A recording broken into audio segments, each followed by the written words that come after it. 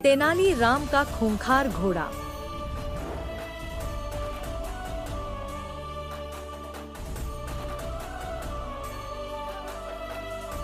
विजयनगर के पड़ोसी मुसलमान राज्यों के पास बड़ी मजबूत सेनाएं थीं।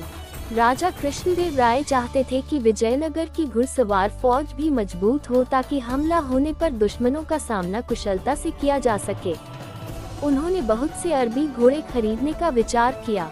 मंत्रियों ने सलाह दी कि घोड़ों को पालने का एक आसान तरीका यह है कि शांति के समय ये घोड़े नागरिकों को रखने के लिए दिए जाएं और जब युद्ध हो तो उन्हें इकट्ठा कर लिया जाए।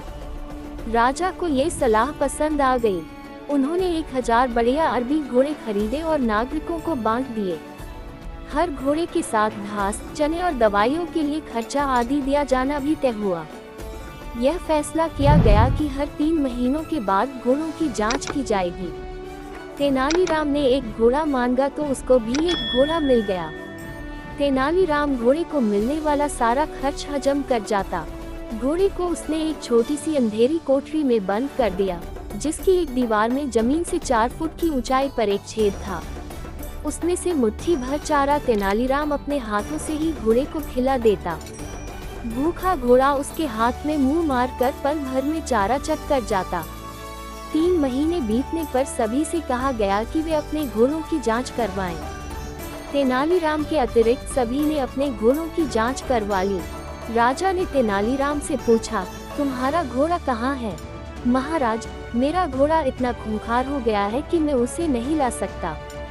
आप घोड़ों के प्रबंधक को मेरे साथ भेज दीजिए, वही इस घोड़े को ला सकते हैं। तेनालीराम ने कहा। घोड़ों का प्रबंधक, जिसकी दाढ़ी भूसे के रंग की थी, तेनालीराम के साथ चल पड़ा। कोठरी के पास पहुंचकर तेनालीराम बोला, प्रबंधक, आप स्वयं देख लीजिए कि यह घोड़ा कितना खूंखार है, इसीलिए मैंने इसे कोठरी में बंद कर रखा है। काय कही कि तुम क्या जानो घोड़े कैसे काबू में किए जाते हैं, ये तो हम सैनिकों का काम है। कहकर प्रबंधक ने दीवार के छेद में से झांकने की कोशिश की। सबसे पहले उसकी दाढ़ी छेद में पहुंची।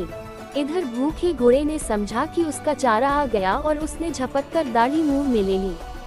प्रबंधक का बुरा हाल था। वह दाढ़ी बाहर खींच रहा था, लेकिन घोड़ा था कि छोड़ता ही न था।